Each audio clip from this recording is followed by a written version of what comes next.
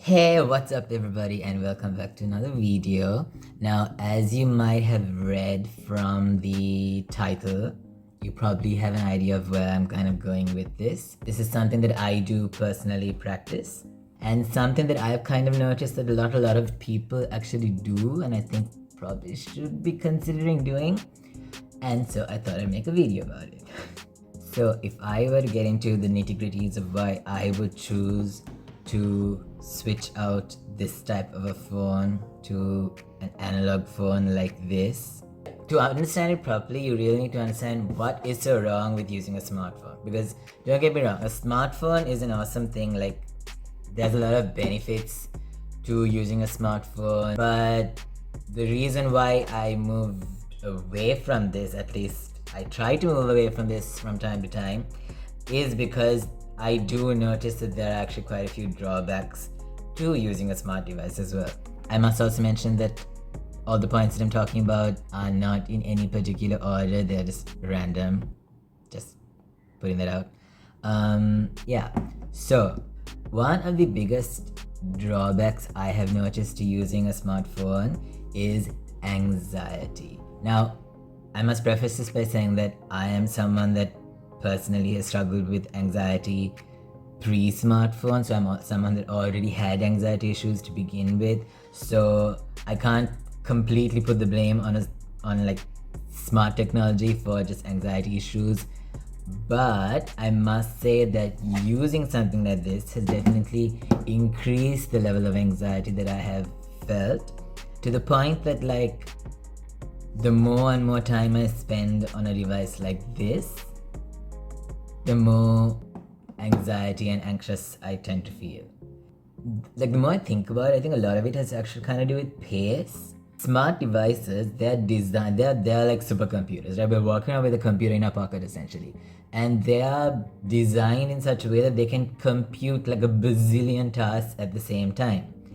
And because they're so user-friendly, it allows us to be able to sort of consume and digest content and do a million things at the same time. And although that's an awesome thing in terms of, like, time, I think the drawback of that is when you start using something that's like, oh, this one message, oh, okay, I replied to this one, okay, check this email, okay, down, scroll, and next, like, you've done a million things in like 5 seconds.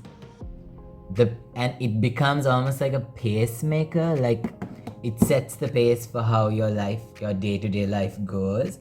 And the pace that this sets, because this is capable of doing 100 million things at the same time, the pace it sets for you is very fast. And when your sort of mind and body clock starts moving to the pace set by a smart device that can do a million things at the same time, you can see how this ends up leading to an extremely anxious person or personality. Like, in a way, I almost feel like the human brain isn't actually designed or like supposed to be able to compute so much information at such higher pace. It's almost as if we've sort of like gone outdone ourselves by sort of creating this type of technology, because this can do stuff that the brain can't, like, at a pace that the brain can't. Whereas if I'm using this, I could be doing the exact same things. I could be living the exact same life, exact same routine.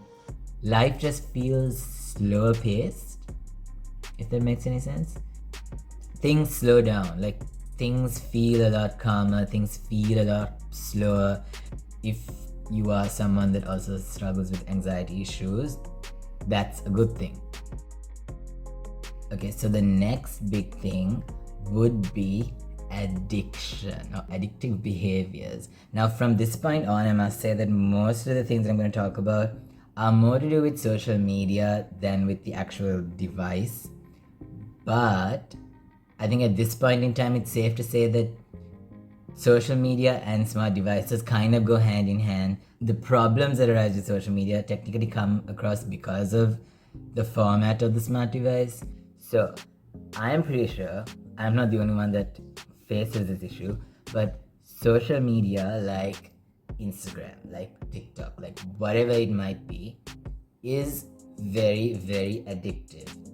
It's almost like it's designed to be addictive, which it kind of is. The longer they're able to keep you hooked onto the thing, the more ads they can show in your face, and therefore the more money they can make. So it's in their best interest for it to be as addictive as possible, not in our best interest. And like every time you think like, oh yeah, I'm going to just one more, it's like, oh my god, what is that? Like, oh my god, who is that? Like, oh, it just keeps going. And part of the reason is because they operate using an algorithm. The algorithm essentially like learns what you like and what you don't like and what your interests are. And so then what they do is they end up shoving things that you really like in your face. So, I mean, if you are shown stuff that you're not really interested in, the chances are you're going to get bored and click out, right? But if they keep showing you over and over and over again things that they know through the algorithm you are interested in, the chance of you being able to click out is less, because you're going to get drawn in because it's something that you're interested in. And the benefit of this is that you can't get social media. I can't use Instagram on this, so there's no way in hell that I'm going to be addicted to there's nothing on this that addicts me. I mean, the only thing that I could possibly say that I kind of might spend a little bit of time on is Snake. Super nostalgic, I love Snake, oh my god. This is not calling out to be like, open this phone, look, check what I have on here, I've got a lot of goodies for you. Like, it's not saying that to me, it's just a tool for communication. It's there. If I need to use it, I'll use it. If not, I'm not craving it the same way I would this. When I switched to this phone, for a good couple of days, I am like a proper addict. I mean, you'll be surprised. If you don't try this, you won't really know. But if you do try it, you'll be surprised as to how much you have sort of like almost withdrawal symptoms. It's almost like you are kind of like a proper addict to like traditional things that people get addicted to, like drugs and alcohol and whatnot. You crave it and you keep sort of like, wanting it. And I can't get to it with this. Now, having said that, I don't know if I'd necessarily call it like a drawback. When you're not on social media, you are kind of like out of the loop. Some people call it like FOMO, like you're missing out on stuff. And yes, you are, like, if something's trending, if everyone's talking about something, you might not know. I mean, I was the kind of person who's like, oh my god, what if I miss out on stuff? Like, but like, the more I've done this, the more I've realized is the stuff I miss out on is, I mean, they're not necessarily important things. I think you really need to think of like, are these really things that are worthwhile knowing? Like, is my life going to drastically improve because I know that, cheese platters are trending in Colombo these days? And if it is like properly trending, even if you're not on social media, chances someone's going to start talking about it and someone's going to end up showing it to you on their phone anyways. One thing that I must kind of make an exception for, YouTube in particular, I have noticed that it still has the same issues as other social media things. There's stuff on YouTube that I would actually consider to be interesting, not junk. Like, there are videos on YouTube and there are things on YouTube that are genuinely educational and important and stuff. So in a way, I sort of sometimes make an exception when it comes to YouTube because of the content that you can find on it. Whereas if you take something like Instagram, like, I'm not learning anything really important from Instagram. Like, if I have like an Instagram scroll binge session, I'm not coming out of that binge session thinking, wow, I'm so much more knowledgeable now. I know so much more than I did before I started this Instagram binge. But if it was a YouTube binge, there have been plenty of occasions where I come out knowing something that I didn't before and actually like Googling it and researching and learning about it. So I kind of need to make an exception when it comes to YouTube, but for most other social media sites, it's addictive and there's no benefit to it. So it's like a lose-lose situation in my opinion. Okay, so the next thing I want to talk about is radicalization. This again leads back to the whole algorithm thing. Because the algorithm essentially gives you more and more of what you are interested in, you end up kind of going down this rabbit hole of like an echo chamber almost, of being exposed to more and more people and more opinions and more ideas that agree with you, and less things that disagree with you or have a differing point of view. And so if two people start in the same position, after they use Instagram for like a year, they're going to be very, very different from each other in terms of their outlook, in terms of their ideas. And that is to do with the algorithm. The algorithm feeds you things that, I mean, everybody is different. No one is exactly the same. But without social media, we do have a lot of things that overlap, and we do have a lot of similarities, and we do come across other people that have differing points of view. But the way social media is designed, all people that think a certain way, they end up sort of radicalizing you into sort of the groups. And that means that society is getting polarized. Like, and I look around me, and that kind of seems to be the case. Like, it's very hard to find someone that has moderate views on anything. Everything is an extreme of some sort. Like, if you take like politics, someone is either an extreme communist or an extreme capitalist. There's no sort of middle ground. That middle ground section is kind of getting smaller and smaller as we go.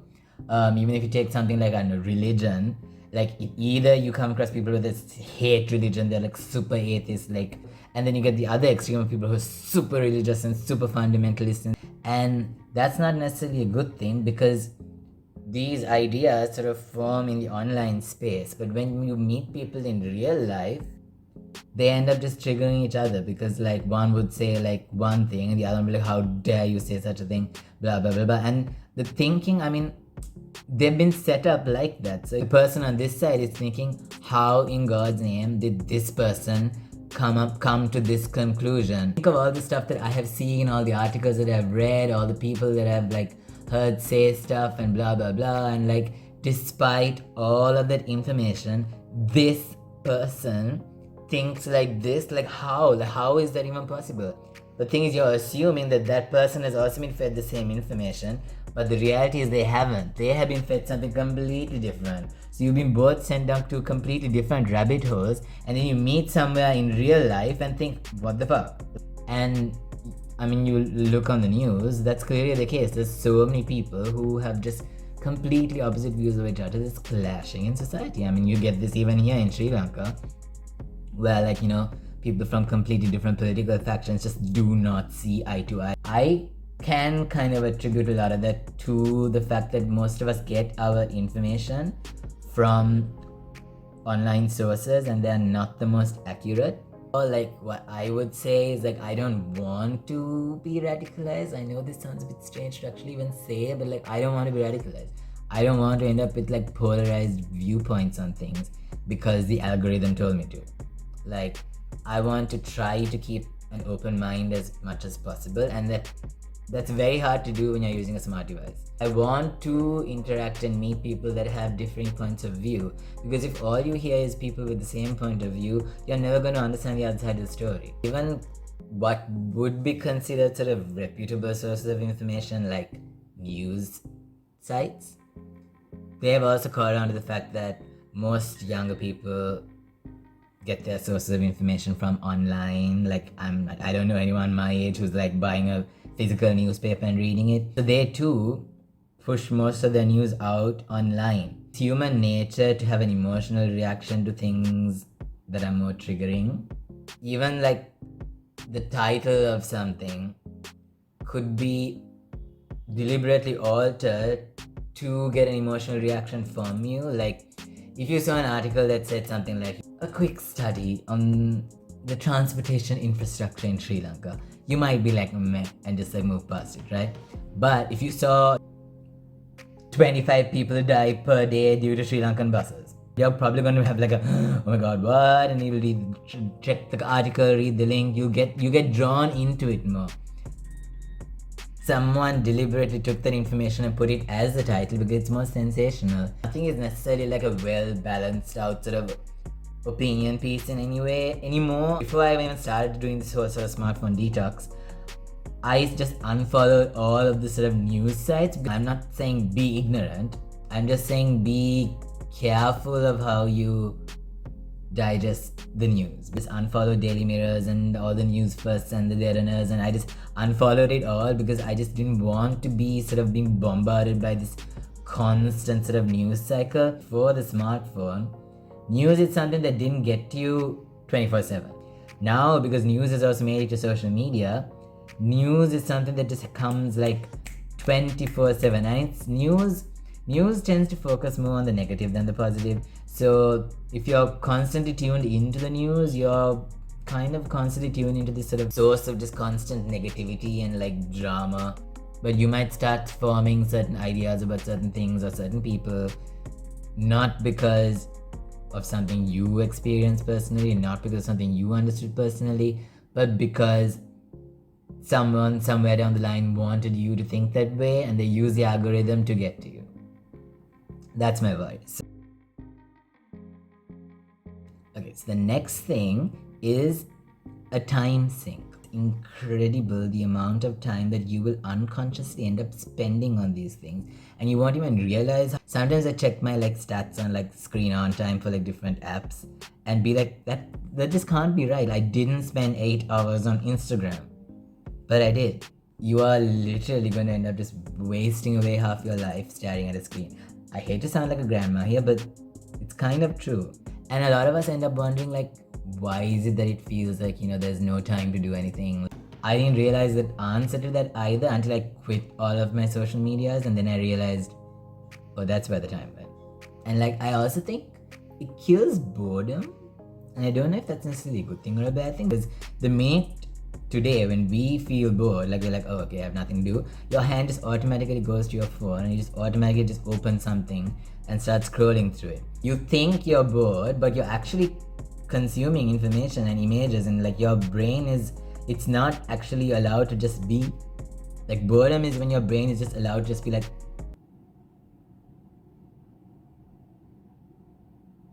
but if you fill all of that time with scrolling through something, you're not allowing your brain to be bored. Your own ideas start to crop up when your brain is bored. Like, I'm not thinking of new things if I'm busy staring at something else. Turning to your phone or some form of social media every single time your brain is bored is going to not really allow that. It's going to inhibit your creativity and your ability to have sort of new ideas. So when I was in uni, I started to notice this strange phenomena. Every single new batch that used to come in was had people that were less and less unique and more similar looking. Like, the older the batches were, you had a lot of like unique characters, like people that had distinct personalities, distinct looks, distinct sort of vibes. Year on year, every single new batch, they felt more similar. Like, they looked the same, their haircuts were kind of the same, they all looked like they walked out of some sort of Korean drama series. I think the more people communicate via their phone rather than in person, and so in person people to me, they feel very zombified, low energy. They don't sort of emote anything as such a lot. Because if all your ideas come from online and everyone is tuned into online, then everyone gets their ideas from the same place. So they end up with the same ideas and the same trends and the same fashion and the same outlooks, resulting in everyone being the same. One of the beauty of the human species is the fact that we're all unique in our own weird ways. A society where everyone is like a clone of each other, not the most appealing idea in my opinion.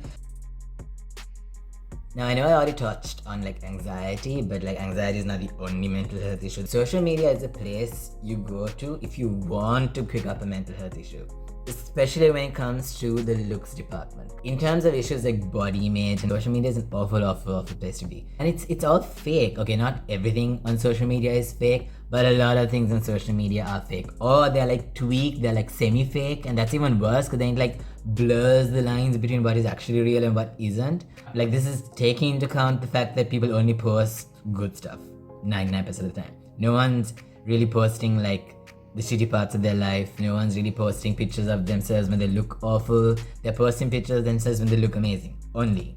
And even when they do post those pictures, they're retouching them, they're photoshopping them, they're editing them in a way that makes them look even better than they actually do in real life. And some people push that to like the next level. And so if you're constantly tuned into these things, you're probably like looking at this thinking like, everyone looks drop dead gorgeous. Everyone, like, why I am the only one that is having a shitty life? Like, everyone else seems to be, partying the whole time, having an amazing life, nothing wrong happens in their lives. It gives you the most warped perception of reality ever. And like, don't even get me started on like the level of over sexualization. Like, everything is a thirst trap. Even if you're trying to sell something, that's also a thirst trap. Like, the over sexualization, the overstimulation with all of that, like, it's just no. This is something I personally experienced, especially when I started losing my hair, because I started losing my hair when I was like around 17. I made an entire separate video about that. If you're interested in watching that, I'll link it downstairs. But basically, like, I was looking at social media when I was losing my hair as a 17-year-old, thinking like there's something wrong specifically with me, because like everybody else seems to have an amazing body, an amazing skin, an amazing hair, an amazing life, and I am the only one who's like sitting here suffering. And then even if like sometimes you like remind yourself, no, this is all just fake, like everyone's life is not like this. Plenty of people that don't, are losing their hair. There are plenty of people that are going through issues, but then like at the same time, like your mind plays tricks on you. I mean, anything that you're tuned into 24/7 that tells you that unless you look like a 17-year-old Greek god with like a six-pack and a head full of hair, that you are not worthy, or like you're not worth it, or like you're just like die, is not a good thing. And social media definitely gets you there. Okay, so now you're probably thinking, Poppy, what if instead of going completely cold turkey and like just throwing away your smartphone, why not, since most of the issues you mentioned seem to be to do with social media and not a smartphone, why not just delete your social media? Trust me, been there, done that. One is the addiction problem. Like, if you're dealing with an alcoholic and you say, okay, I'm going to take all the bottles of alcohol and move it from your room into another room, you think the alcoholic is not going to go and break that room and take it? I can't mention the number of times that I have like deleted something and then ended up like finding some excuse to go download it again like a couple of days later. Or like I delete one thing but then I end up getting addicted to something else. That's just me. I mean, some people might have more willpower than others, but generally speaking, if you're trying to get away from it, you have to put a lot of effort into like not re-downloading. Because see, the thing with like smartphones is that you can re-download it, right? It's just you that's stopping you from going there. Whereas on this, even if I wanted to, even if I was craving it, I can't. Then also, there are people who do this sort of like weird, like semi-denialism kind of thing. Like, I have a friend that does this. He doesn't have any social media accounts, but he does have WhatsApp, or most people have some sort of like messaging app. And if you're on a bunch of like WhatsApp groups or whatever, people are going to start sharing links to Facebook posts or to Instagram posts or to something else. Like, you don't have to necessarily not be on those things to not end up being exposed to those things. Also, since we're on the topic of texting, so this, I can still text on this, right? But it's not the same as texting on something like this. Texting on something like this, like you can just like type like a million things and send it. You've stripped all the human aspects of communication out of communication. And today I see a lot of people that their primary mode of communication is text. Some people freak out when you actually call them. It's just words. So like, I would say something thinking whatever, and then the other person with all the insecurities would read it in a completely different way, and next thing you know, there's a misunderstanding and everything turns into some big huge drama. Whereas if you had said that thing you were going to say over voice, like on a call, or like actually meeting them in person and telling them, it might not have been as conflict riddled. The easier something is to do, the more people tend to do it. Whereas with this, I can still text, right?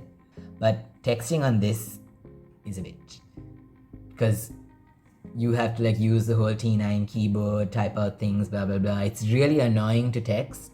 So it's a lot more convenient to actually call someone and talk about something.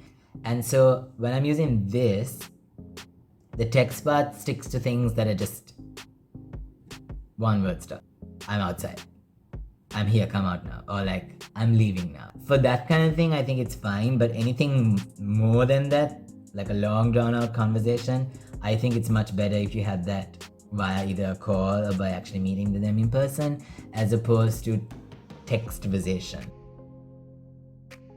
Okay, so then you're probably thinking, what are the benefits of using an analog phone? Like this. With this, no, I wouldn't say no anxiety, but you don't have to use like a smartphone or an analog phone or anything to develop anxiety. But with this, there's no added anxiety that comes with the device itself. Two, with this, I don't have any addiction issues. Like, I only go to this when I actually need to like call out someone or text somebody. This is not trying to radicalize me or influence my ideas or thoughts. My brain, my ideas, my personality develops devoid of the algorithm or other people's ideas or other people's influences. This does not act as a time drain. I don't end up spending 8, 10, 12 hours on this scrolling through meaningless stuff. I would say with this, I don't have the added mental health issues that come with social media and with things like Instagram and body image issues and whatnot. And like I said, texting on this is pretty hard, so I can't really have long drawn out textversations on this. Okay, so now you're probably thinking, okay, say I try this. Say I ditch my smartphone and I switch to an analog phone. Isn't that going to be problematic? And the answer is yes. Like, most people have mentioned this to say, yeah, but I need my phone for work, or I need my phone for my like studies or something. And that's totally understandable. Like, if I was at uni still, I would never be able to survive with a phone like this. And it's sad because I feel like it's like we've almost like dug ourselves into this system and now we just can't get out of it. I think if you're in that like sort of situation where you can't let go of your smartphone, the best thing to do would be to just minimize as much as possible the amount of things that you use on your smartphone that you don't actually need. Even for me, when I'm using this, there are times when I need to use a smartphone. Like if I'm going to go get drunk with my friends from school. If I'm getting drunk, I can't use the car because I can't drive. So I need to order a Uber or a Pick Me, which means I need to have a smartphone. So invariably what happens, I end up charging up my smartphone, swapping SIMs, and then using that phone for that day. If my mother wants to order like something from Uber Eats or whatever, if I'm going somewhere and it's a place that I haven't been to before and I don't know where it is, I need Google Maps. Of course, you can do these things like the old school kind of way. You can always just take like a tuk from the road or like use public transport, although I don't really have a death wish. You can order directly from places. I mean, you can still physically buy a physical map and like sit in your car with like an actual physical map and try to. Honestly, if I try that, I probably fail. But having said that, I feel like the benefits of being on this outweigh the benefits of having something like this. But like I said, it's not for everyone. There are plenty of situations where you can't afford to do that. But if you're like me and you can try it, because trust me, you realize how much you didn't realize you were addicted to stuff like this only when you actually try it. I mean, when I see the way things are going, I don't think humanity is ever going to wake up and be like, you know what, smart technology is a bad thing. We might hopefully get to a point where we redesign things. I feel like eventually we would hit a point where everyone just loses their shit with like social media and smart technology and demand for things to be done in a different way. But I don't think that's going to happen anytime soon. I'm not on this like 24/7 throughout the year. I get onto this for a short while, and then like a month or two later, if I'm in the mood, I'll get back onto this until I get to a point where I just find it too overwhelming and I just need to take a break, and then I go back to this. So anyways, thank you so much for watching. Don't forget to subscribe if you haven't already. Ironic, I've linked my Instagram in the description if you're interested to see more from me. And I will see you all in the next video. Malam!